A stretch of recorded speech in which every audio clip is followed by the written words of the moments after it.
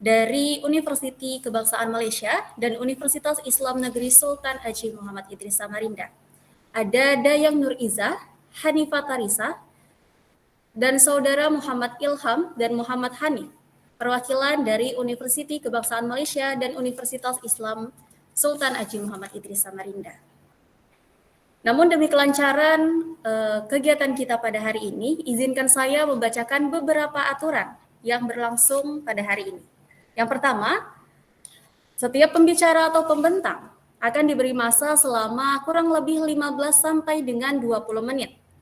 Dan kita akan membuka sesi tanya jawab atau sesi soal jawab di sesi terakhir nanti. Yang kedua, kami mohon kepada seluruh peserta dan pembentang untuk dapat memute mikrofon ketika ada yang berbicara dan menyalakan kamera. Selanjutnya, peserta yang mempunyai soalan atau pertanyaan boleh menuliskan dalam ruang chat Google Meet dengan format nama, asal universitas atau instansi, pertanyaan, dan ditujukan kepada siapa pertanyaan tersebut. Selanjutnya, saya ingatkan kembali kepada peserta yang belum mengisi absensi untuk mengisi absensi yang telah disediakan oleh AJK webinar pada hari ini. Baiklah, tanpa membuang masa lagi, marilah kita dengarkan pemaparan materi dari Saudari Dayang Nur Izzah binti Abang Muhammad Ismail dengan judul Penulisan Hadis Arba'in di Malaysia pada kurun waktu ke-21 Masehi. Kepada beliau, waktu dan tempat dipersilakan.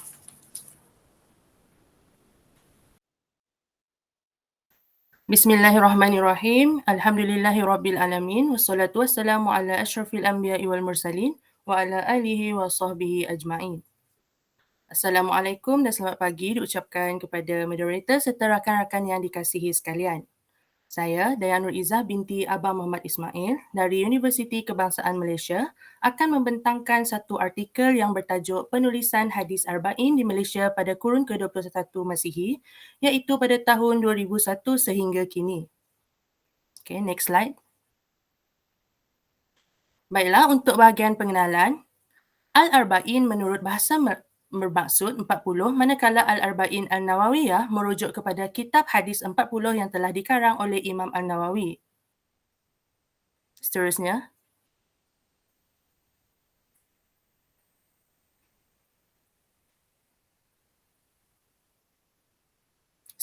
kitab hadis 40 Al-Arba'in Al-Nawawiyah merupakan koleksi susunan hadis-hadis yang paling masyhur jika dibandingkan dengan kitab-kitab 40 hadis yang lain.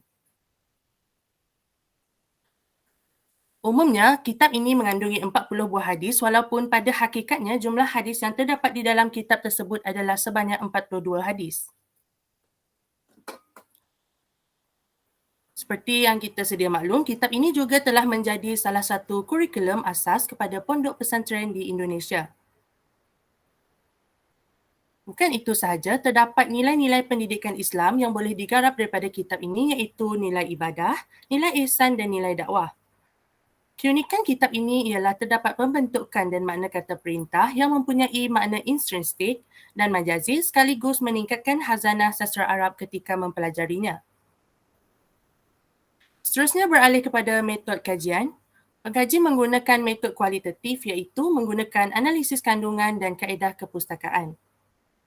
Pengumpulan data dan maklumat melalui kajian kepustakaan ini dilakukan untuk mengkaji tentang perkembangan penulisan hadis arba'in di Malaysia dengan mengumpulkan maklumat melalui buku-buku ilmiah, artikel, jurnal yang merangkumi kajian-kajian lepas serta yang mempunyai hubung kait dengan tajuk kajian ini melalui laman-laman web yang berautoriti dan sah. Seterusnya, langkah-langkah menganalisis data dilakukan dengan cara menyaring dan meringkaskan data yang dikumpulkan lalu dipersembahkan secara sistematik melalui subtopik-subtopik yang terdapat di dalam penulisan ini. Seterusnya, beralih kepada objektif kajian. Pengkaji membuat artikel ini berpandukan kepada 3 objektif yang utama iaitu yang pertama, untuk mengetahui sejarah perkembangan hadis arba'in pada kurun ke-21 Masihi. Yang kedua ialah mengenal pasti tema hadis arba'in pada kurun ke-21 Masihi. Dan yang terakhir ialah mengkaji dengan lebih mendalam mengenai karya hadis-hadis arba'in yang terdapat pada kurun ke-21 Masihi. Seterusnya, kita beralih kepada hasil kajian dan perbincangan. Terdapat 3 aspek utama yang dibincangkan di dalam kajian ini, iaitu yang pertama, mengenai sejarah perkembangan hadis arba'in di Malaysia. Yang kedua, tema penulisan hadis arba'in di Malaysia pada kurun ke-21 Masihi. Dan yang ketiga ialah karya penulisan hadis arba'in pada kurun ke-21 Masihi. Seterusnya kita beralih kepada sejarah perkembangan hadis arba'in di Malaysia. Penulisan hadis arba'in ini telah bermula pada kurun kedua Hijrah, iaitu sejajar dengan tradisi penulisan dan pengumpulan hadis. Perkembangan penulisan hadis arba'in ini juga turut memberi kesan terhadap pengajian ilmu hadis, iaitu wujudnya pengajian hadis secara telaki bersanad khusus dari negara Arab serta di benua India dan Asia. Seterusnya, perkembangan ilmu hadis telah berlaku agak sedikit lewat berbanding ilmu-ilmu lain seperti ilmu Al-Quran, ilmu akidah, ilmu tasawuf, ilmu fiqh syafi'iyah serta ilmu nahu dan soraf. Selain itu, pengajian kitab-kitab hadis di alam Melayu telah dipelajari khususnya di pondok-pondok, sekolah-sekolah beraliran agama Arab, surau-surau dan masjid-masjid. Bukan itu sahaja, pembelajaran ilmu-ilmu hadis seutamanya hadis Al-Arba'in di Nusantara tidak terhad kepada mempelajari kitab-kitab Arab semata-mata. Ianya dapat dilihat apabila usaha para ulama tempatan dalam menghasilkan karya-karya awal hadis Arba'in dalam bentuk terjemahan. Kitab hadis Al-Arba'in terawal di Nusantara ialah Syarah Al-Latif ala Al-Arba'in Hadisan li Imam An-Nawawi karangan Syekh Abdul Rauf Al-Fansuri yang merupakan karya hadis Arba'in yang pertama yang berbentuk terjemahan dalam bahasa Melayu. Seterusnya ialah tema penulisan hadis Arba'in di Malaysia pada kurun ke-21 Masihi. Kita dapat lihat apabila tema pada kurun ke-21 ini lebih meluas dan terperinci kandungannya berbanding penulisan hadis Arba'in yang wujud pada kurun ke-20 Masihi. Hal ini boleh dilihat daripada isi kandungan kitab-kitab yang terdapat pada abad ke-21 Masihi, merangkumi hadis dan takhrijnya, terjemahan matanya, huraian istilah-istilah terpilih daripada hadis, syarah dan pandangan ulama-ulama hadis berkenaan hadis tersebut, serta huraian pengarang sendiri yang mengaitkan hadis tersebut dengan kehidupan seharian agar boleh diaplikasikan dalam kehidupan. Seterusnya, dari sudut pengaruh hadis Arba'in pula, masyarakat lebih berminat untuk mendapat pendedahan yang luas berkenaan kepentingan hadis Arba'in. Buktinya, ada beberapa kitab hadis Arba'in pada kurun ke-20 Masihi yang telah diulang cetak kerana mendapat sambutan yang menggalakkan dan digunakan sebagai bahan pengajaran di kuliah-kuliah masjid maupun untuk bacaan sendiri. Seterusnya, next slide. Okey.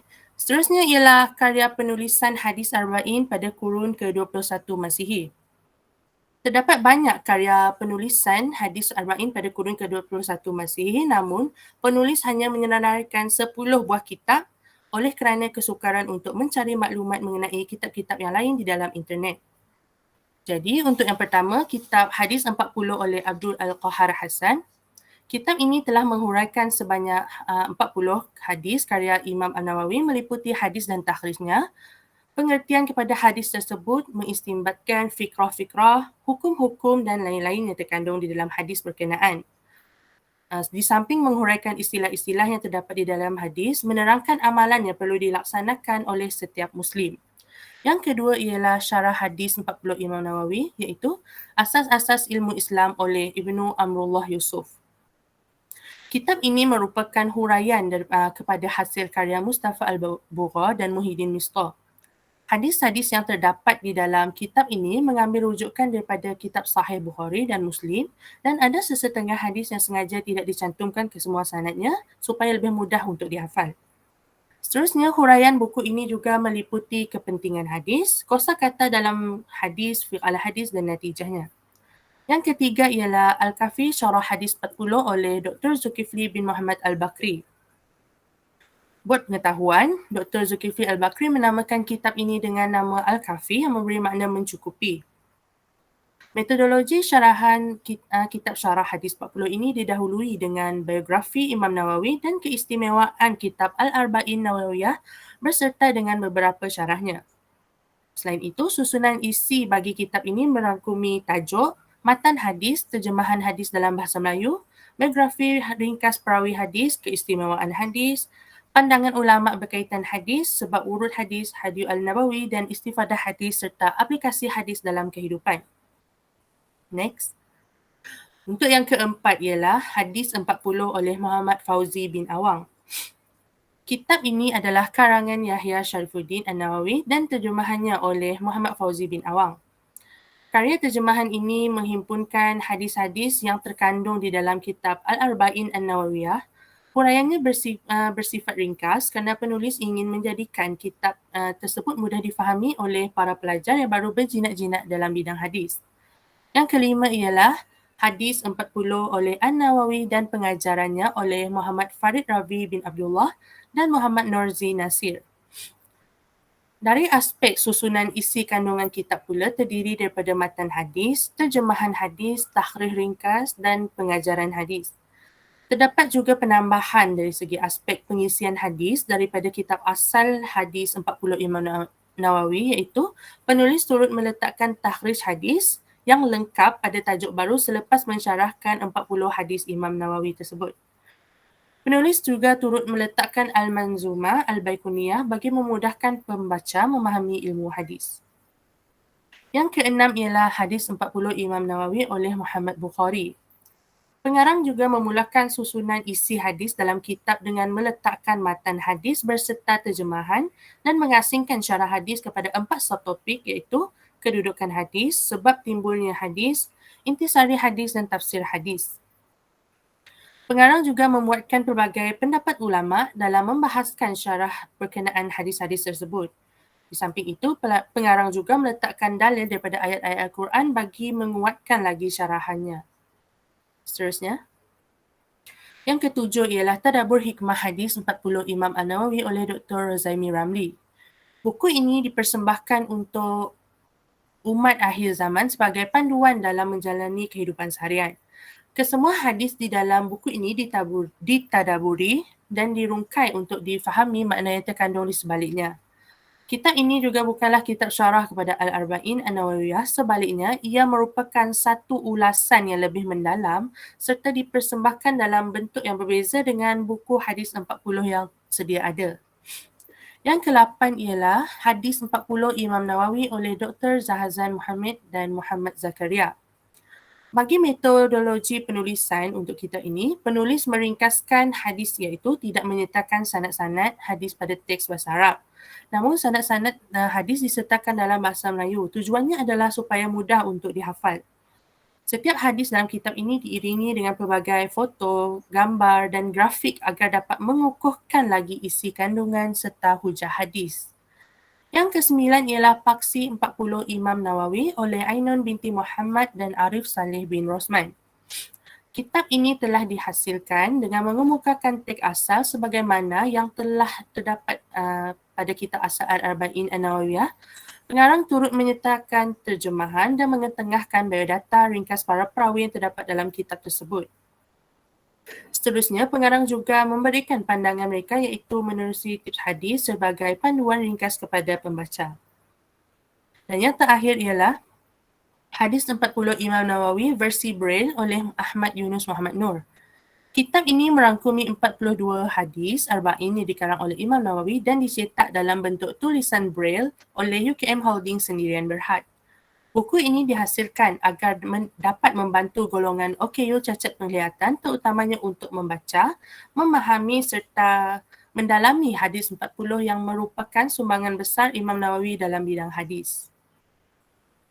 Seterusnya kita beralih ke kesimpulan yang terakhir, iaitu secara kesimpulannya terdapat banyak lagi penulisan hadis Arba'in yang telah dihasilkan pada kurun ke-21 Masihi ini. Namun pengkaji hanya menyenaraikan beberapa kitab saja atas kekurangan maklumat. Jelaslah bahawa penulisan kitab hadis Al-Arba'in di Malaysia tidak terhenti pada kurun ke-20 Masihi sahaja. Bahkan semakin rancak pada kurun ke-21 Masihi. Kitab himpunan hadis-hadis Rasulullah SAW karangan Imam An-Nawawi ini sangat penting di dalam kehidupan seharian Muslim. Akhir sekali, setiap karya hadis Arba'in di Malaysia ini mempunyai pelbagai kaedah, kecenderungan dan tujuannya tersendiri bagi mencapai objektif perhasilan kitab-kitab tersebut. Sekian sahaja daripada saya. Sekian, terima kasih. Baik, saya ucapkan terima kasih banyak kepada Dayang Nur Izah binti Abang Muhammad Islami Ismail dengan penulisan hadis Arba'in di Malaysia pada kurun waktu ke-21 Masehi. Saya ingatkan lagi kepada para peserta untuk memute mikrofonnya dan menyalakan kameranya, dan juga nanti di sesi terakhir kita akan membuka sesi soal jawab atau sesi tanya jawab dengan format nama, asal universitas atau instansi, pertanyaan, dan kepada siapa pertanyaan tersebut ditujukan. Dan pertanyaan boleh dituliskan di kolom chat Google Meet.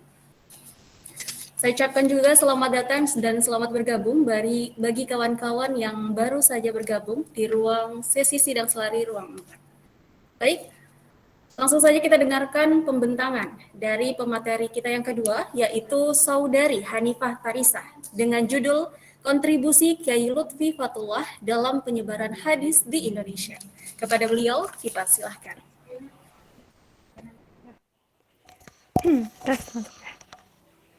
Bismillahirrahmanirrahim.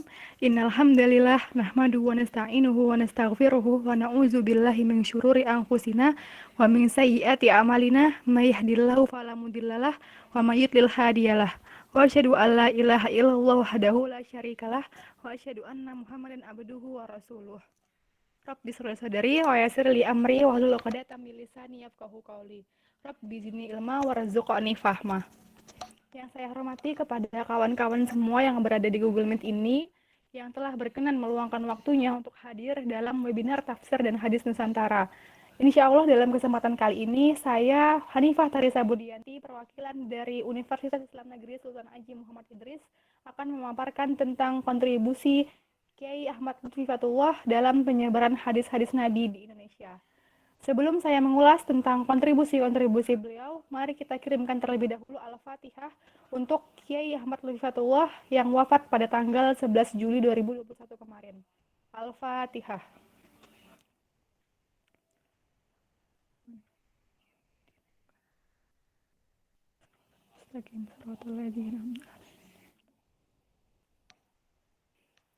Amin.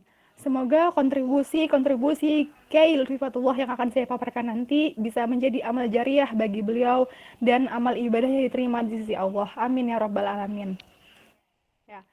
Sebelum saya memulai tentang kontribusi-kontribusi yang akan saya paparkan nanti, izinkan saya menyampaikan pendahuluan terlebih dahulu. Hadis dalam perkembangan periwayatannya banyak mengalami perkembangan yang cukup signifikan.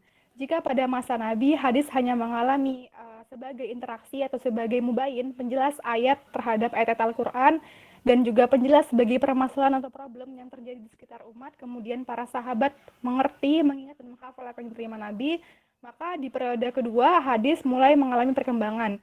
Periode kedua, pada masa Khulafaur Rasyidin, hadis pada saat itu belum terlalu berkembang. Kemudian para sahabat hanya membatasi kepada pemeliharaan dan penyebaran Al-Quran. Nah, hadis itu mulai berkembang pada periode akhir tabi'in yang pada saat itu mulai terjadi maraknya pemalsuan hadis, sehingga kemudian mendorong para sahabat dan juga para ulama untuk mengumpulkan hadis. Hadis mengalami banyak kemajuan, perkembangan periwayatannya pada masa Khalifah Umar bin Abdul Aziz, karena para sahabat banyak yang meninggal dunia, sehingga Khalifah Umar bin Abdul Aziz mendorong untuk membekukan hadis. Hadis pada masa akhir mulai berkembang pada masa periode akhir tabi'in karena mulai terjadi maraknya pemalsuan hadis.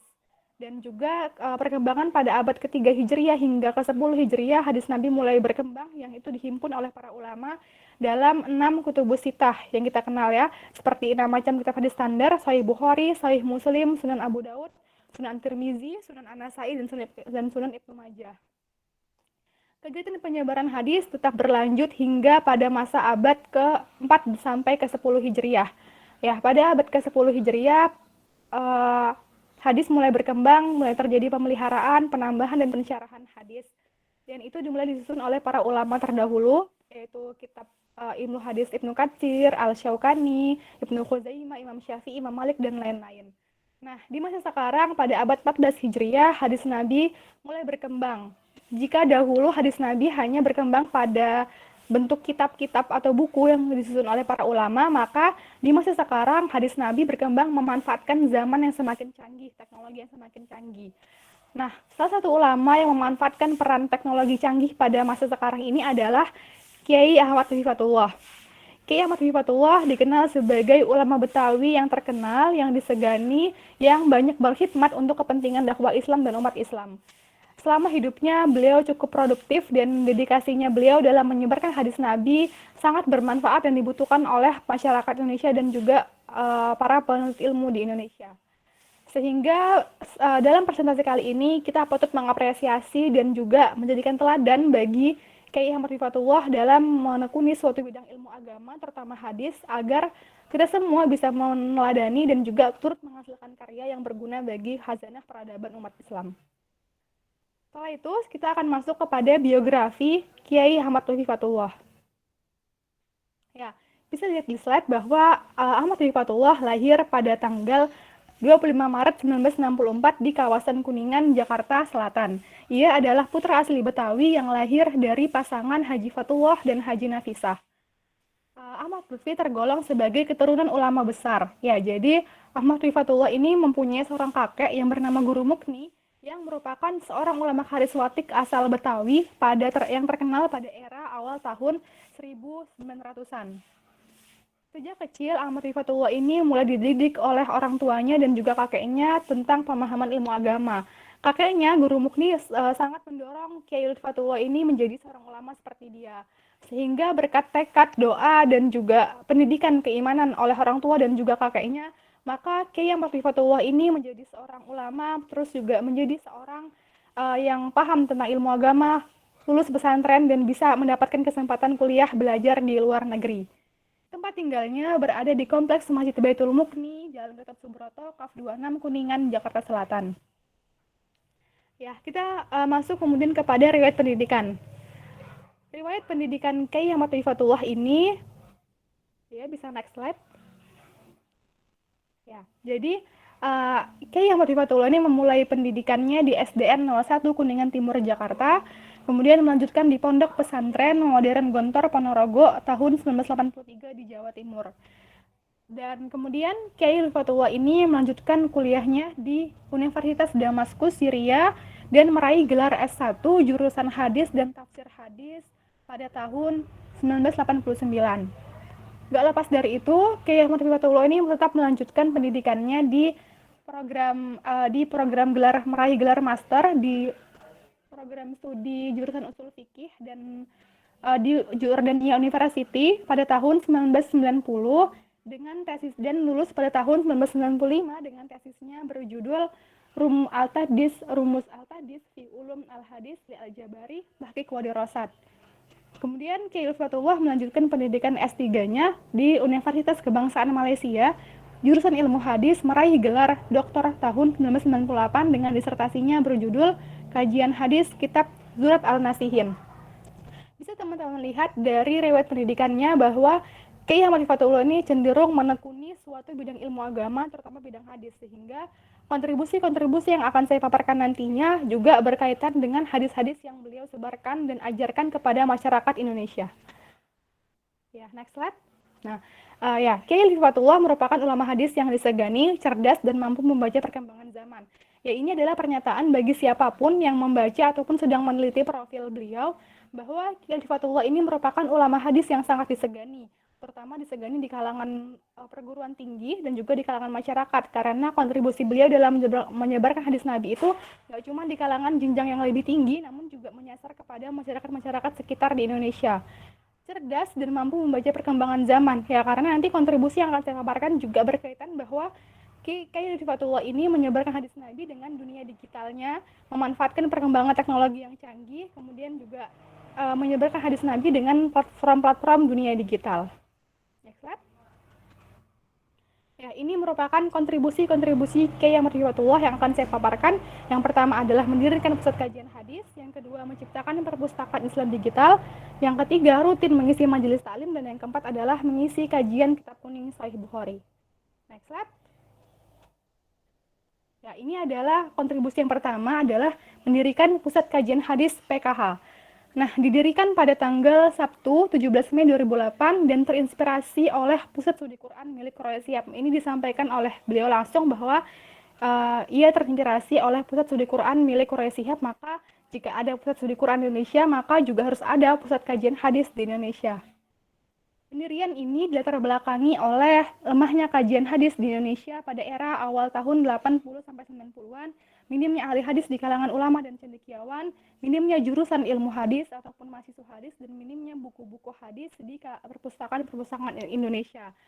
Dan atas dasar latar belakang ini, maka kemudian muncul dampak-dampak yang tidak diinginkan, yaitu banyaknya masyarakat Indonesia yang masih belum paham hadis, banyaknya hadis palsu yang beredar, dan kemudian akhirnya PKH ini didirikan dengan visi misinya yaitu untuk memfasilitasi dengan menyediakan fasilitas perpustakaan, kemudian memfasilitasi kebutuhan penelitian hadis, kajian hadis tematik untuk masyarakat, dan juga program digitalisasi karya-karya ulama di semua bidang agama, baik ulama klasik maupun kontemporer.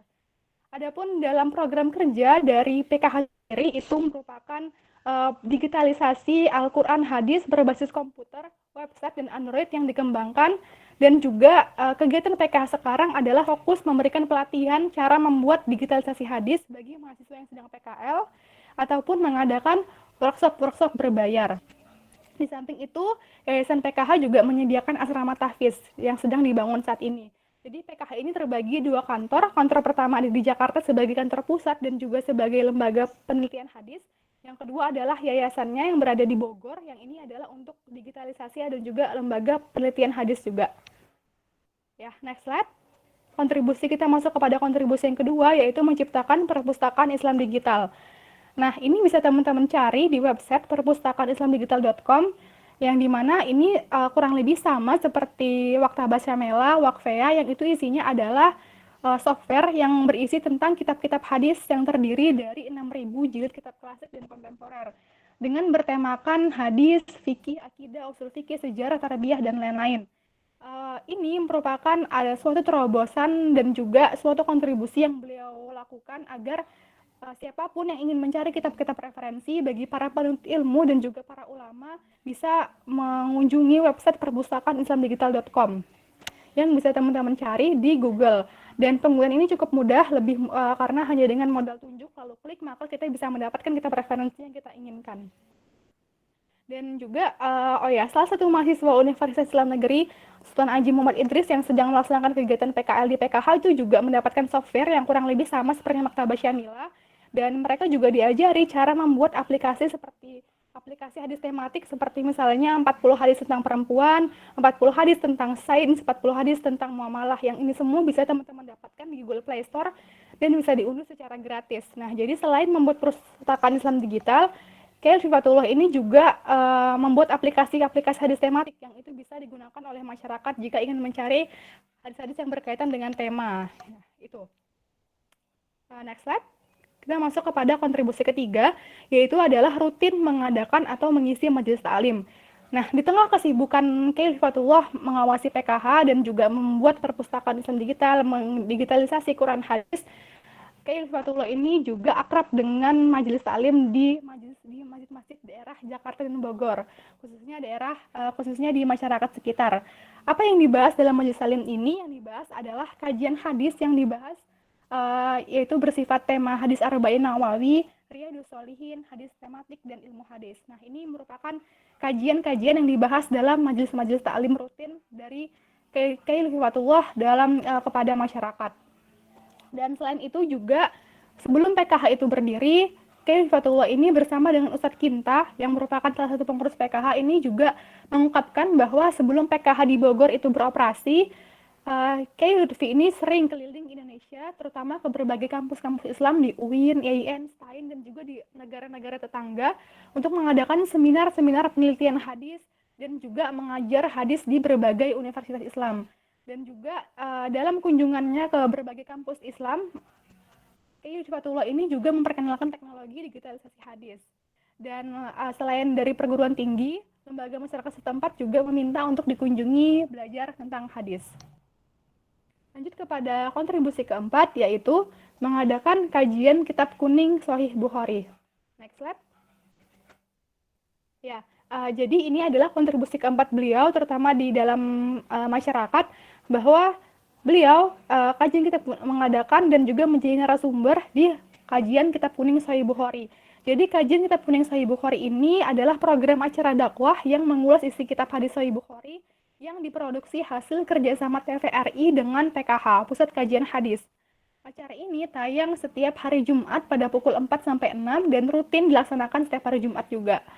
Topik yang dibahas dalam kajian kali ini itu adalah topik-topik yang itu dekat dengan kehidupan sehari-hari ataupun masalah-masalah umum seperti tentang toharoh, berwudu, belajar mencintai Rasulullah, etika buang air, dan lain-lain.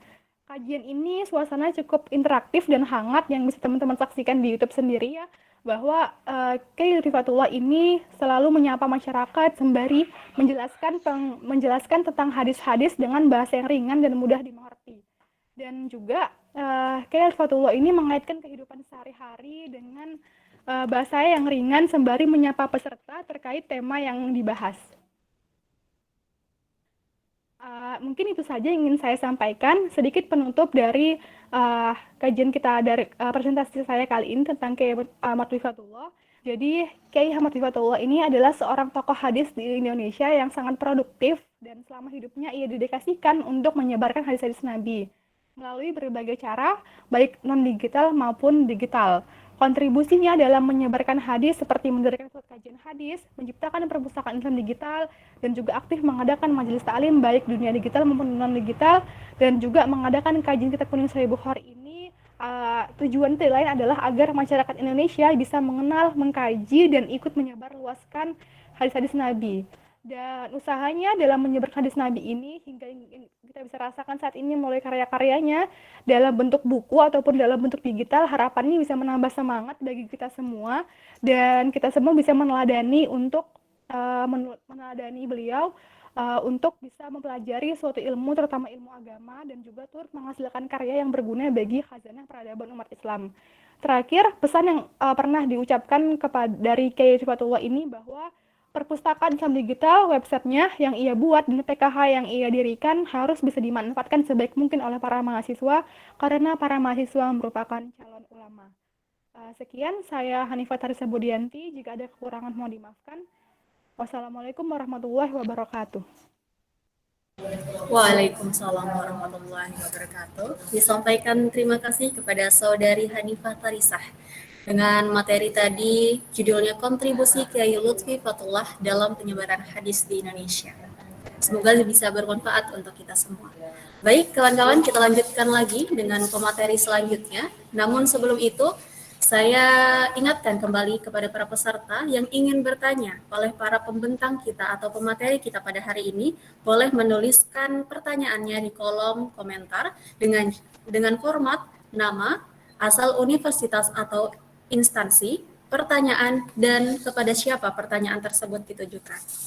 Baik, tanpa membuang masa lagi, marilah kita dengarkan pemaparan materi dari Saudara Muhammad Ilham bin Muhammad Hasril dengan judul Analisis Terhadap Pemikiran dan Metodologi Tafsir Al-Nur karangan TM Hasbi Ashidik. Kepada beliau, waktu dan tempat dipersilahkan. Bismillahirrahmanirrahim. Assalamualaikum warahmatullahi wabarakatuh. Terima kasih kepada saudari pembuka majlis. Alhamdulillah, pada tengah hari ini kita akan mendengar salah satu daripada penulisan daripada saya dan juga kawan-kawan saya berkenaan dengan analisis terhadap pemikiran dan metodologi Hasbi dalam tafsir Al-Nur. Baiklah. Pendahuluan, kita lihat kepada kemunculan dan perkembangan tafsir Al-Quran di Indonesia didasarkan pada tahun itu pada abad awal ke-20 terbahagi kepada 3 generasi. Yang mana kita lihat generasi yang pertama dia terkenal dengan adanya terjemahan dan penafsiran yang kebanyakannya adalah model tafsir yang terpisah dan cenderung kepada surah-surah tertentu sahaja sebagai objek tafsir. Dan kita lihat pula kepada generasi kedua yang mana merupakan penyempurnaan ke atas generasi pertama, yang mana kita lihat tafsir ini terdapat terjemahan kata per kata dan kadang-kadang terdapat indeks yang sederhana. Dan yang terakhir, generasi yang ketiga yang muncul pada tahun 1970-an yang merupakan penafsiran yang lengkap dengan perbahasan yang luas terhadap teks yang disertai juga dengan terjemahan. Next slide. Baiklah, sebelum itu kita lihat pula kepada biografi ringkas Tim Hasbi Ashidik. Baiklah, yang kita lihat pada nama penuh Hasbi Ashidik ialah Tengku Muhammad Hasbi Ashidik, dan beliau ini dilahirkan pada 10 Mac 1904 di Lok Sumawe, Aceh, utara Indonesia, dan beliau juga berketurunan Aceh Arab. Dan kita lihat pula pada nama ayah beliau iaitu Al-Haj Tengku Qadi Cik Maharaja Mangkubumi Husin Ibn Muhammad Su'ud yang merupakan seorang ulama terkenal yang mempunyai dayah ataupun pesantren atau yang dikenal di Malaysia sebagai apa? Pondok lah yang nak faham. Ibunya juga bernama Tengku Amrah, Putri Tengku Abdul Aziz, yang memegang jawatan Qadi Cik Maharaja Mangkubumi Kesultanan Aceh ketika itu. Baiklah, next slide. Baiklah, kita lihat pula kepada latar belakang penulisan Tafsir An-Nur. Tafsir An-Nur ini adalah tafsir monumental yang hadir di tengah-tengah masyarakat Indonesia, yang mana tulisan ini ditulis pada tahun 1952 hingga 1961 di tengah kesibukan Hasbi ketika itu yang merupakan seorang pendidik, dan juga beliau juga adalah seorang pemimpin dan terlibat aktif dalam pelbagai aktiviti. Dan kita lihat kelahiran Tafsir An-Nur ini disebabkan oleh kegairahan Hasbi dalam menulis tafsirnya, dan beberapa perkara antaranya adalah usaha dan perhatian untuk mengembangkan budaya Islam khususnya yang berkaitan dengan pembangunan perguruan tinggi Islam Indonesia. Dan kita lihat pengembangan ini tentunya memerlukan pengembangan Al-Quran, Sunnah dan rujukan kitab-kitab Islam dalam bahasa Persatuan Indonesia. Dan sebab itu Hasbi merasakan bahawa perlunya tafsir Al-Quran dalam bahasa Indonesia, dan tafsir ini dipandang oleh penulis dengan menjelaskan maksud dan kandungan Al-Quran khususnya bagi orang yang kurang pengetahuan ilmu bahasa Arab sehingga tidak dapat memilih kitab tafsir yang mutabar. Dan kita tahu bahawa kebanyakan kitab tafsir mutabar yang ditulis oleh ulama adalah dalam bahasa Arab. Jadi tujuan penulisan tafsir ini adalah untuk membantu masyarakat yang tidak mempunyai asas dalam bahasa Arab dalam memahami Al-Quran. Next slide. Okay, kita masuk pada hasil kajian iaitu metodologi ataupun manhaj tafsir An-Nur itu sendiri. Kita boleh kata bahawa metod atau manhaj tafsir adalah suatu cara yang teratur dan baik untuk mencapai pemahaman yang betul tentang apa yang dimaksudkan oleh Allah Subhanahu Wa Taala di dalam ayat Al-Quran yang diturunkan kepada Nabi Muhammad SAW. Dan kita berdasarkan daripada kajian yang telah kami lakukan daripada kajian literature review, bahawa tafsir An-Nur ini yang digunakan oleh Tim Hasbi adalah menggunakan metod ijmali. Okay. Apa yang dimaksudkan dengan metode ijmali ini ialah menjelaskan makna-makna Al-Quran dengan huraian yang singkat dan bahasa yang mudah sehingga dapat difahami oleh seluruh golongan sama ada yang berpengetahuan luas ataupun tidak. Okay, next slide.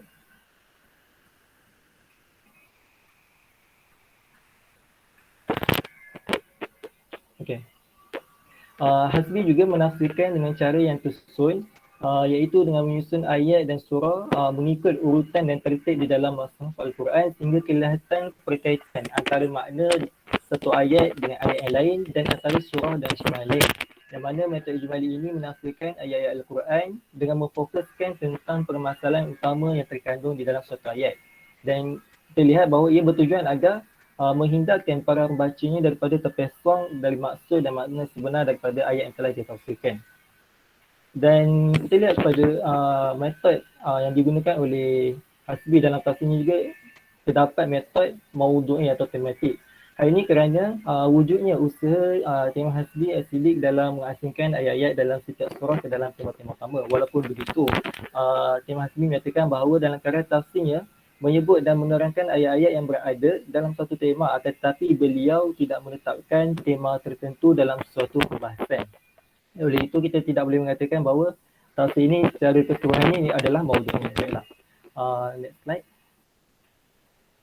Okay, Tim Hasbi juga mengemukakan perbandingan pendapat para ulama sama ada ulama tafsir ataupun fiqh, perbandingan sejarah dan atau perbandingan dengan cabang keilmuan lain yang merupakan bahagian dari ciri penafsiran metod muqarran. Perbandingan yang mana Hasbi juga meletakkan metod muqarran dalam tafsirnya. Dan penggunaan metod muqarran ini hanya berfungsi sebagai penguat makna atas makna dari ayat yang ditafsirkan dan berfungsi sebagai penjelasan tambahan. Baiklah, penggunaan metod perbandingan dalam tafsir An-Nur banyak dinyatakan oleh Tim Hasbi pada ayat-ayat yang mengandungi hukum atau fiqh dan ayat-ayat yang bersifat mutasyabihat. Dan tafsir An-Nur kita tidak boleh katakan sebagai metod muqarrar yang sepenuhnya, tapi Tim Hasbi juga ada meletakkan metod ini. Sebagai contohnya, ketika Tim Hasbi menafsirkan surah Al-Baqarah ayat 185 tentang hukum berpuasa dalam perjalanan, beliau mengatakan pendapat daripada ulama, kebanyakan imam seperti Imam Abu Hanifah, Malik dan Asy-Syafi'i berpendapat berpuasa selama dalam perjalanan lebih utama bagi mereka yang kuat dan tidak mengalami kesulitan. Sebaliknya, Al-Auza'i dan Ahmad menyatakan berbuka lebih utama kerana adanya rukhsah keringan yang diberikan oleh Allah Subhanahu Taala. Dan next slide. Okey. Tim Hasbi juga mengungkapkan pendapat para ulama fiqh tentang hukum berpuasa bagi wasi tanpa membandingkan antara pendapat ulama tersebut dan tanpa mengungkapkan dalil dari pendapat masing-masing. Yang mana kita lihat tafsir An-Nur dapat dikategorikan sebagai tafsir yang tidak menggunakan metode muqarrar yang sepenuhnya, dan hal ini kerana tafsir ini hanya menggunakan pendapat ulama sebagai penjelasan tambahan. Okey. Seterusnya kita lihat pula pada penggunaan metode tahlili oleh Tim Hasbi As-Siddiq dalam tafsir An-Nur yang bertujuan untuk memberi keterangan lebih luas bagi ayat-ayat bersifat mutasyabihat yang memerlukan kepada keterangan yang lebih lanjut agar sifat mutasyabih dan ayat tersebut dapat difahami oleh pembaca Al-Quran itu sendiri atau pembaca tafsir. Sebagai contohnya, ketika beliau menafsirkan surah Hud ayat 7 dan ketika itu berusaha menganalisis kata arash dengan melibatkan penafsiran Ummu Salamah, Malik dan Rabi'ah dari kalangan sahabat dan pendapat ilmuwan barat seperti Kant, Chamberlain, Morton, Gibbs dan Jeffrey. Baiklah. Tim Hasbi mengungkapkan pendapat-pendapat mereka. Selanjutnya, beliau menetapkan teori-teori ilmiah yang sesuai dengan Al-Quran berdasarkan pemahamannya terhadap ayat dan hasil analisanya terhadap teori-teori ilmiah. Namun begitu, Tim Hasbi As-Siddiq tidak menganalisis makna arash dengan pendekatan linguistik. Okay, next slide. Dan kita boleh katakan bahawa tafsir An-Nur tidak menggunakan metode tahlili secara keseluruhan juga, tapi ada juga menggunakan secara sedikit. Dan kesimpulannya dapat difahami bahawa tafsir An-Nur karya Tim Hasbi As-Siddiq merupakan karya tafsir dengan metode jibali, meskipun dalam pembahasannya terkadang menyatakan metode maudu'i tetapi tidak menunjukkan ciri-ciri maudu'i dan sepenuhnya. Sama juga dengan metode muqarrar dan tahlili. Okay, next slide. Okay, setelah selesai kita mengenal kepada metod ataupun manhaj tafsir An-Nur, kita lihat pula kepada pemikiran Hasbi dalam tafsir An-Nur. Baiklah, tafsir An-Nur ini merujuk kepada kitab-kitab tafsir muktabar yang diistilahkan oleh Hasbi sendiri sebagai tafsir induk. Kitab-kitab tafsir yang menjadi rujukan bagi setiap ahli tafsir. Keduanya tafsir ini digolongkan sebagai tafsir Al-Maqsur, kitab-kitab tafsir Bil-Ma'qul dan kitab yang meringkaskan huraian buku ulasan ulama. Okay. Kitab-kitab yang dirujuk oleh Hasbi As-Siddiq sendiri termasuklah Umdatul Tafsir oleh Ibnu Katsir dan Tafsir Al-Manaf oleh Muhammad Abdu dan Muhammad Rashid bin Ali Redha, Tafsir Al-Qasimi dengan judul asalnya Mahasin Ta'wil oleh Muhammad Jamaluddin Al-Qasimi, Tafsir Al-Mawardi oleh Mustafa Al-Mawardi dan Tafsir Al-Muadih. Okey. Penjelasan umum surah merupakan langkah pertama Hasbi dalam menerangkan secara ringkas beberapa perkara tentang surah yang dah ditafsir, yang mana huraian tersebut kita lihat meliputi penamaan surah, riwayat turunnya surah dengan menyebutkan golongan makkiyah atau ayat Madinah serta ayat, isinya dengan membuat pokok-pokok pembahasan surah. Baiklah, Hasbi juga menyatakan hubungan surah, munasabah surah. Bila setelah selesainya tafsir dalam satu surah, dia akan menyatakan munasabah bagi surah tersebut supaya agar munasabah dapat difahami antara satu ayat dengan ayat yang lain. Okey. Pembentangan terjemahan pada permulaan perbincangan, selain daripada menjelaskan ayat tema utama atau ayat utama, Hasbi juga melengkapkan ayat tersebut dengan terjemahan. Dan ia dilakukan supaya mudah untuk memahami maksud ayat yang hendak dibincangkan. Dan kita lihat bahawa tulisan terjemahan yang dilakukan di dalam tafsir An-Nur ini merupakan ayat ditulis di sebelah kanan, ayat Qurannya di sebelah kanan dan ayat terjemahannya di sebelah kiri, kerana kita lihat bahawa tulisan Arab kan daripada kanan dan Latin daripada kiri. Itu yang, dan seterusnya Hasbi juga menggunakan perkataan atau ayat yang umum sahaja di mana ianya tidak berkait dengan mana-mana aliran yang bermazhab. Pemahaman yang disampaikan beliau membawa makna yang neutral, yang tidak ada pemikiran dominan khusus dalam perkara akidah, tasawuf dan sebagainya.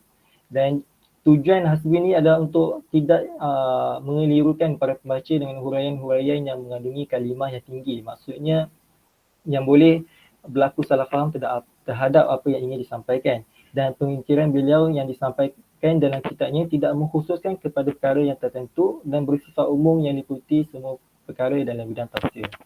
Okay, next slide. Okay, seterusnya di dalam pemikiran dalam tafsir anda juga, Hasbi menunjukkan pengaruh pemikiran Madrasah Tajdid dan Al-Manar bagi menghuraikan tafsir ayat-ayat Al-Quran dengan menekankan kekuatan ijtihad dan akal yang sangat jitu. Dan beliau menganggap bahawa ijtihad merupakan elemen yang utama bagi mengadaptasi dengan hukum Islam.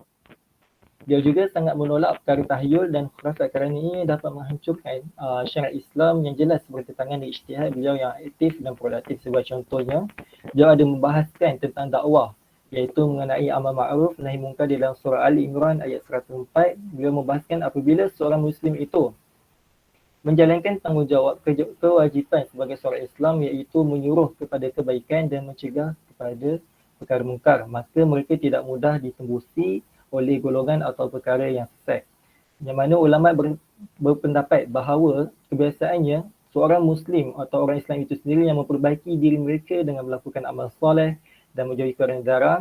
Jadi di sini ingin mengatakan bahawa apabila satu golongan itu menjalankan kewajipan sebagai seorang Muslim dengan melakukan amal ma'ruf dan nahi munkar, maka akan terhasil satu golongan yang kuat iaitu berpegang teguh pada agama, tidak goyah dan tidak terpengaruhlah dengan perkara barat semua tu. Okay, next slide. Okay, secara kesimpulan yang terakhirnya, kita lihat pada tema Hasbi ini merupakan ikon dalam bidang Al-Quran dan tafsir khas di Aceh dan di Indonesia umumnya. Beliau telah mencetuskan dimensi baru dalam bidang tersebut pada zamannya ketika itu apabila berjaya dalam mengembangkan khazanah ilmu Islam khususnya dalam bidang Al-Quran dan tafsir. Dan kita lihat juga bahawa Hasbi dikenali sebagai seorang yang sangat disiplin dan menghormati pendapat orang lain, bekerja keras dan seorang yang demokratik. Di samping itu, beliau juga adalah seorang tokoh yang sangat kuat membaca sepanjang hidupnya.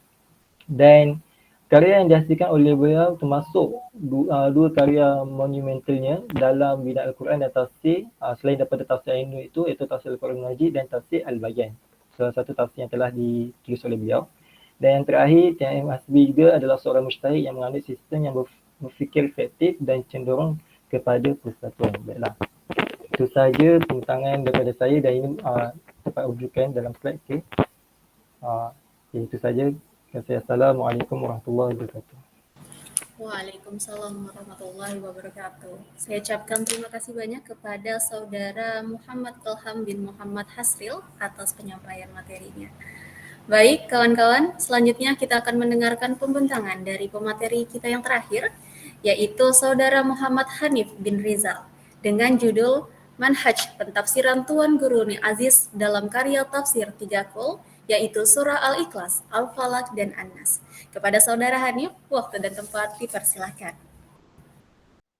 A'udzubillahi minasyaitonirrajim. Bismillahirrahmanirrahim. Assalamualaikum warahmatullahi taala wabarakatuh. Alhamdulillah. Wassalatu wassalamu ala Rasulillah wa ala alihi wa sahbihi wa man wala. InsyaAllah saya Muhammad Hanif bin Rizal daripada Jabatan Al-Quran dan Sunnah Universiti Kebangsaan Malaysia akan membentangkan satu tajuk artikel iaitu Manhaj Penafsiran Tuan Guru Ni Abdul Aziz dalam karya 3 Qul iaitu surah Al-Ikhlas, Al-Falaq dan juga An-Nas. Baik, sebelum kita pergi kepada kepada pengisian metodologi penafsiran ni, kita tengok dulu pendahuluan. Setiap manusia, terutamanya orang yang beriman, wajib menjadikan Al-Quran sebagai panduan kepada mereka. Namun tidak semua orang yang beriman memahami Al-Quran tanpa merujuk kepada ahli tafsir. Kita sebagai manusia orang awam, kita tak mampu untuk menafsirkan Al-Quran secara direct kerana kita tidak mempunyai perkakas yang cukup. Maka kita perlu rujuk kepada ahli tafsir.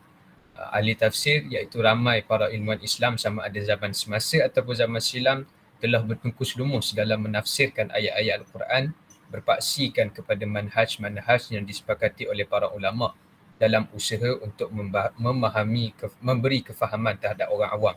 Jadi kita biasanya sinonim dengan mufassir-mufassir yang daripada luar ataupun mufassir mutaqaddimin daripada negara Arab, tapi hakikatnya di negara kita juga, iaitu di Malaysia dan juga di Indonesia pun terdapat ramai tokoh yang bertungkus lumus dalam menafsirkan Al-Quran.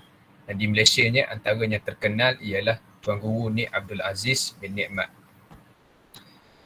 Okey, Tuan Guru Nik Abdul Aziz dia telah menulis karya tafsir yang banyak.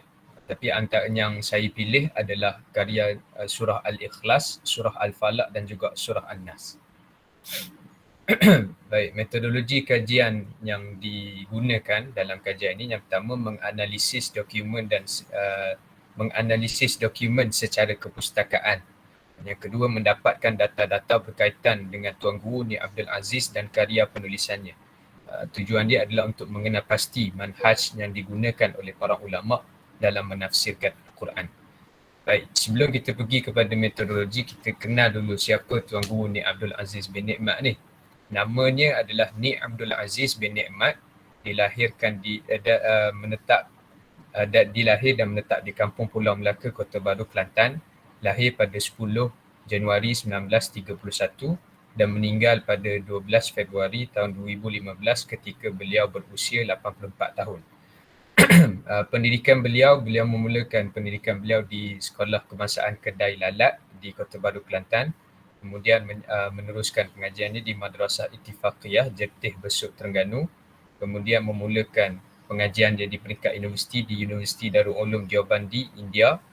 Dan di situ beliau mempelajari ilmu fiqh, tafsir dan hadis. Dan kemudian beliau meneruskan lagi pengajian beliau di sebuah universiti di Pakistan. Kemudian menyambung di Universiti Al-Azhar dalam pendidikan bahasa Arab. Dan beliau ni terkenal disebabkan beliau belajar di Deobandi, India, di Pakistan dan juga di negara Arab. Beliau mahir dalam bahasa Arab, bahasa Inggeris dan juga bahasa Urdu.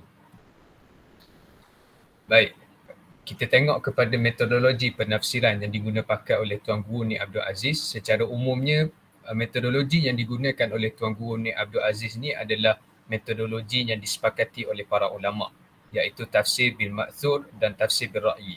Apa itu tafsir bil ma'thur? Tafsir bil ma'thur menurut Syekh Saleh Ibn Uthaymin dalam kitabnya Usul Tafsir, tafsir bil ma'thur adalah penafsiran sesuatu ayat dengan cara mengambil nukilan daripada ayat Quran itu sendiri ataupun hadis-hadis Nabi Muhammad SAW, athar sahabat dan kata-kata daripada tabi'in.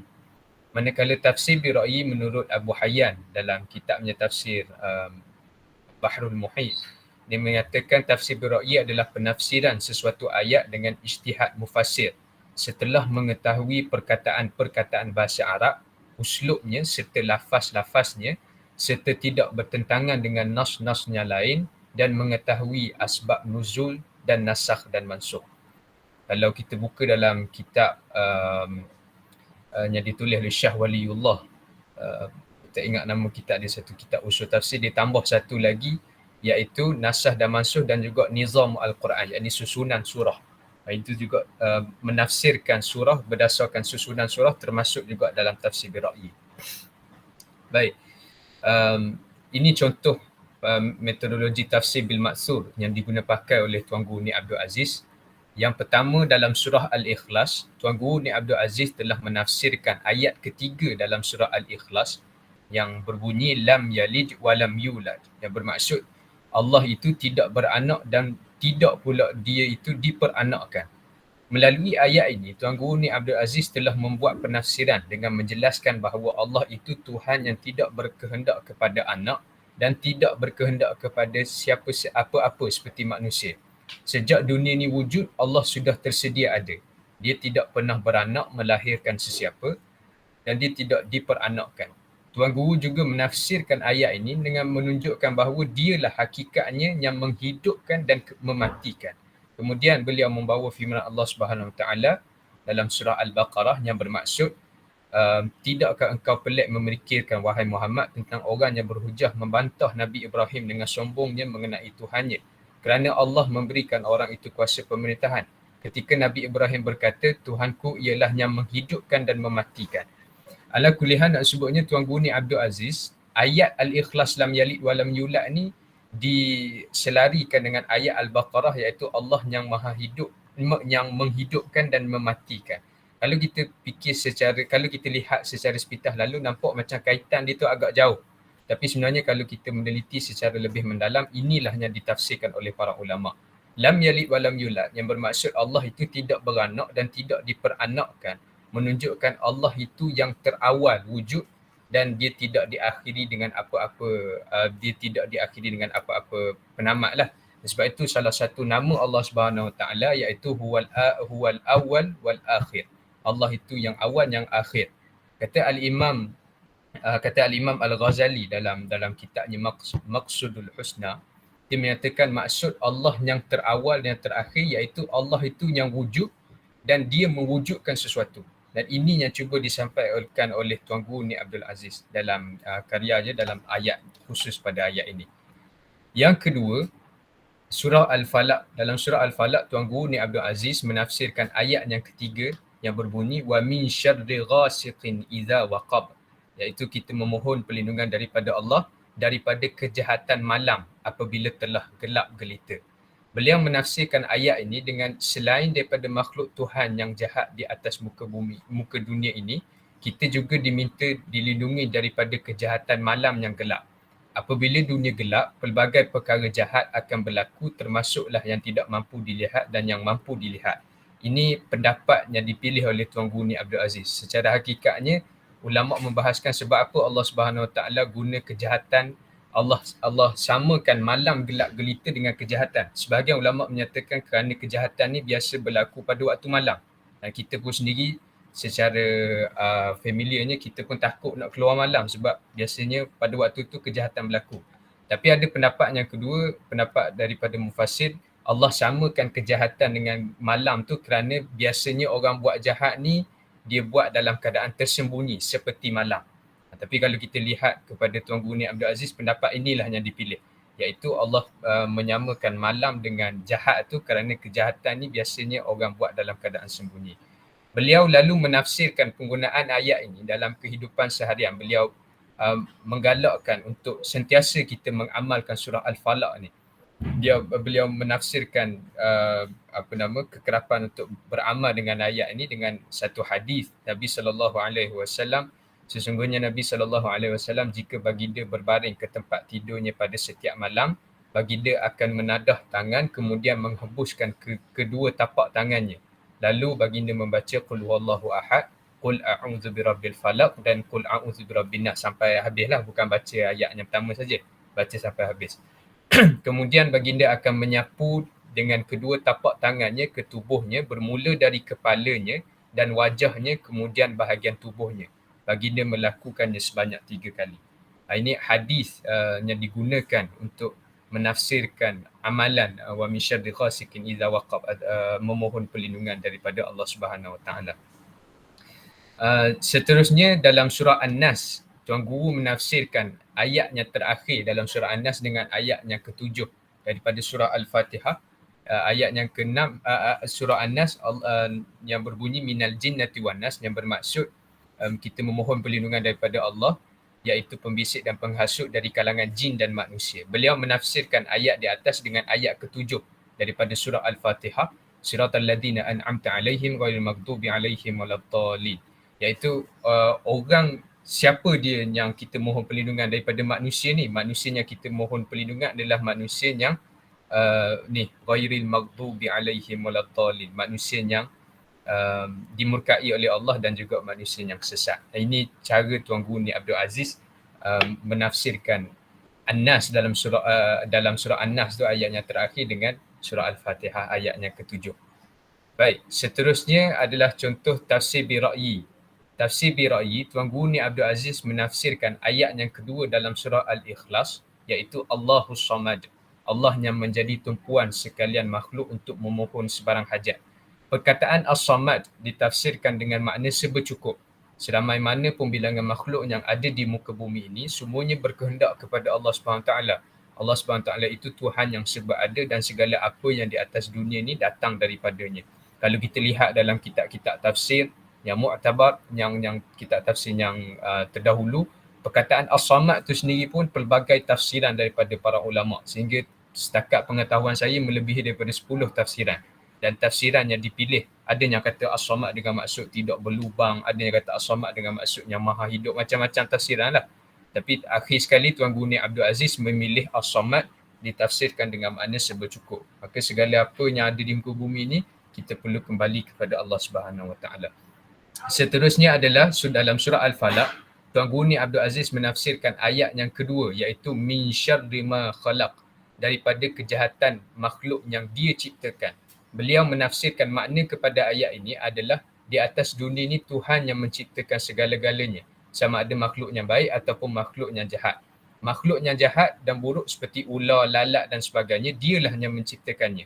Sebanyak mana pun benda yang baik maupun yang sebaliknya, Tuhanlah yang maha menciptanya. Hal ini kerana syarima ma khalaq, syarima khalaq itu ada tersilap, yang bermaksud aku hendak meminta kepada engkau wahai Tuhan sebagai Tuhan yang berkuasa memecahkan butir supaya lindungi aku daripada kejahatan makhluk yang engkau ciptakan. Daripada sini kita faham syarri di situ dengan maksud segala jenis makhluk yang jahat, segala jenis makhluk, ular ke, binatang ke, syaitan ke, jin ke, segala jenis makhluk kita memohon perlindungan daripada Allah Subhanahu Taala.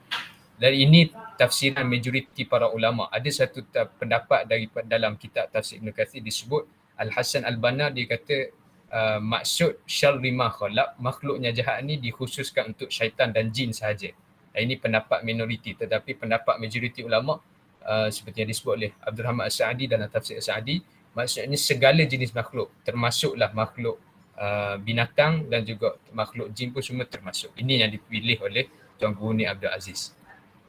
Seterusnya adalah dalam surah An-Nas. Tuan Guru Abdul Aziz menafsirkan surah An-Nas daripada ayat 1 sehingga ke 4. Qul a'udzu birabbin nas.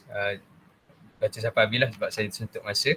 Menurut Tuan Guru Abdul Aziz, sebagai umat Islam, kita hendaklah yakin dan tidak mempunyai keraguan terhadap Al-Quran yang diturunkan sebelum daripada surah An-Nas. Keraguan ini kebiasaannya datang daripada dua perkara, iaitu minal jinnah dan nas. Manusia yang dimaksudkan itu adalah termasuk orang Islam sendiri dan orang yang tidak beragama Islam. Kalau kita fikir sebab apa Tuan Guru Abdul Aziz dia kata kita minta perlindungan daripada jin dan manusia daripada keraguan Quran. Ini keistimewaan Tuan Guru Abdul Aziz kerana surah An-Nas ni berada di hujung Quran. Jadi seolah-olah Allah dah cerita semua perkara dalam Al-Quran sebelum surah An-Nas tu, lalu Allah tutup surah Quran tu supaya kita memohon perlindungan daripada sebarang jenis keraguan sebarang jenis keraguan terhadap Al-Quran itu sendiri. Ini boleh dikatakan nizam Al-Quran yang diguna pakai oleh Tuan Guru, tafsiran terhadap susunan surah dalam Quran itu sendiri yang diguna pakai oleh Tuan Guru Abdul Aziz. Baik. Kelebihan tafsir Tuan Guru Abdul Aziz, yang pertama sekali adalah tafsir Tuan Guru Abdul Aziz ini mempunyai isi kandungan yang tersusun dan disertakan bersama rujukan bagi memudahkan pembaca. Setiap ayat Quran, hadis, kalam ulama, syair dan sebagainya akan diletakkan sumber rujukan. Ini menunjukkan disiplinnya Tuan Guru Abdul Aziz dalam ilmu.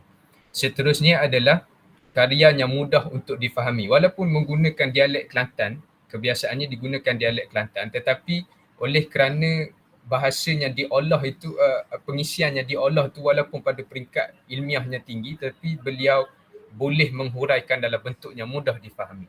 Seterusnya adalah mengemukakan tafsiran serta aplikasinya dalam kehidupan.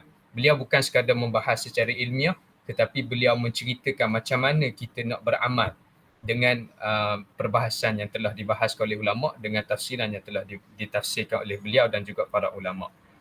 Yang keempat, memandu kehidupan berdasarkan ayat suci Al-Quran. Karya tafsir Tuan Guru Aziz ini semestinya memandu kita memahami kerangka pemikiran beliau terhadap ayat-ayat suci Al-Quran dalam seluruh urusan hidup sama ada di dunia dan di akhirat. Kesimpulannya, Al-Quran merupakan mukjizat daripada Allah yang diturunkan kepada Nabi SAW untuk memandu dan membimbing umatnya ke jalan yang diredai oleh Allah Subhanahu Wa Taala. Ilmu tafsir ini merupakan satu ilmu yang menjelaskan atau menghuraikan ayat-ayat Al-Quran yang merupakan kalam Allah Subhanahu Wa Taala, dan mempelajari ilmu tafsir adalah sangat penting. Tuan Guru Abdul Aziz telah menulis karya khusus tentang penafsiran surah Al-Fatihah, surah Al-Ikhlas, surah Al-Falaq, surah An-Nas dan juga surah-surah pilihan yang lain. Untuk itu kajian ini adalah untuk mengetahui manhaj beliau dalam penafsiran Al-Quran, dan kajian ini menganalisis metodologi penafsiran Tuan Guru Ni Abdul Aziz dalam karya tafsir surah-surah serta membincangkan tentang kelebihan karya beliau. Oleh itu metodologi tafsir Tuan Guru Ni ini adalah selamat daripada sebarang penyelewengan dan mempunyai kelebihan tersendiri. Antaranya ialah mempunyai isi kandungannya tersusun dan disertakan bersama rujukan bagi memudahkan pembaca karyanya mudah untuk difahami, mengemukakan tafsiran serta aplikasinya dalam kehidupan dan memandu kehidupan berdasarkan ayat suci Al-Quran. Saya memohon maaf jika terdapat sebarang kelemahan. Sekian daripada saya. Assalamualaikum warahmatullahi wabarakatuh. Waalaikumsalam warahmatullahi wabarakatuh. Disampaikan terima kasih kepada Saudara Muhammad Hanif bin Rizal atas penyampaian materinya terkait dengan manhaj pentafsiran Tuan Guru Ni Aziz dalam karya tafsir 3 qol, yaitu surah Al-Ikhlas, Al-Falaq, dan An-Nas. Baik kawan-kawan, saya ingatkan kembali kepada kawan-kawan untuk mengirimkan pertanyaannya di kolom komentar. Dan tadi sudah ada satu pertanyaan, namun saya boleh mohon izin untuk dikirimkan ulang karena tadi terjadi kesalahan, saya terkeluar. Jadi boleh mohon izin untuk yang bertanya tadi, boleh mengirimkan ulang pertanyaannya.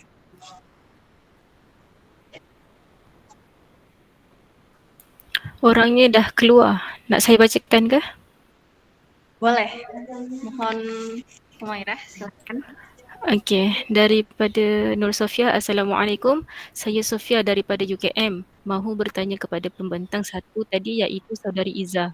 Soalan saya, apakah sebab ulama-ulama mengumpulkan hadis 40 ini? Kenapa bukan hadis 10, 20 atau sebagainya? Sahaja. Baik, terima kasih. Itu tadi pertanyaannya ditujukan kepada Saudari Dayang Nur Izzah. Kepada Saudari Dayang Nur Izzah, dimohon untuk memberikan jawaban. Okay, bismillahirrahmanirrahim. Terima kasih kepada Saudari Sofia atas soalannya. Jadi sebab utama ulama mengumpulkan hadis arba'in ialah yang pertama, inspirasi daripada sebuah hadis Nabi SAW yang berbunyi, barang siapa di kalangan umatku yang menghafal 40 hadis yang berkaitan urusan agamanya, maka Allah akan membangkitkannya di hari kiamat nanti bersama golongan para fuqaha dan ulama. Yang kedua adalah sebagai niat untuk menyampaikan hadis Nabi Muhammad SAW kepada umatnya. Dan yang ketiga untuk mengikut jejak langkah ulama-ulama sebelumnya dan yang mengumpulkan hadis arba'in. Terutama dalam hadis arba'in inilah. Sekian saja daripada saya. Terima kasih. Baik, saya ucapkan terima kasih kepada Saudara Dayang. Untuk teman-teman peserta, apakah ada pertanyaan lagi oleh keempat pembentang tadi yang telah kita dengarkan pemaparan materinya?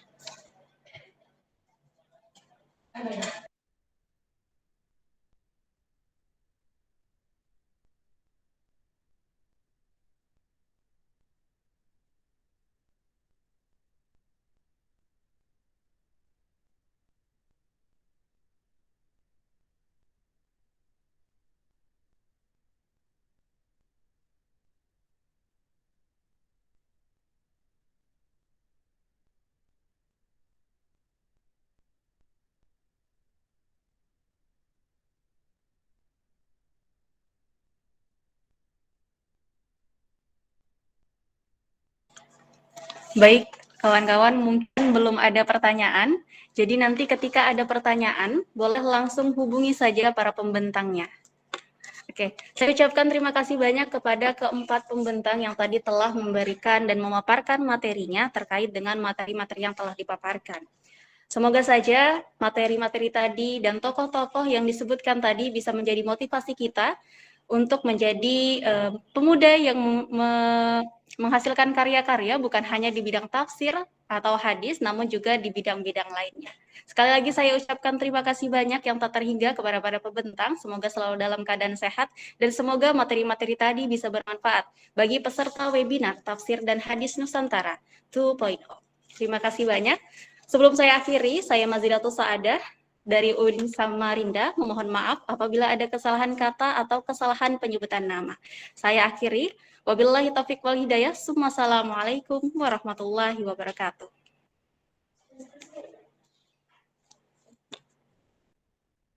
Waalaikumsalam warahmatullahi wabarakatuh. Syukran. Waalaikumsalam warahmatullahi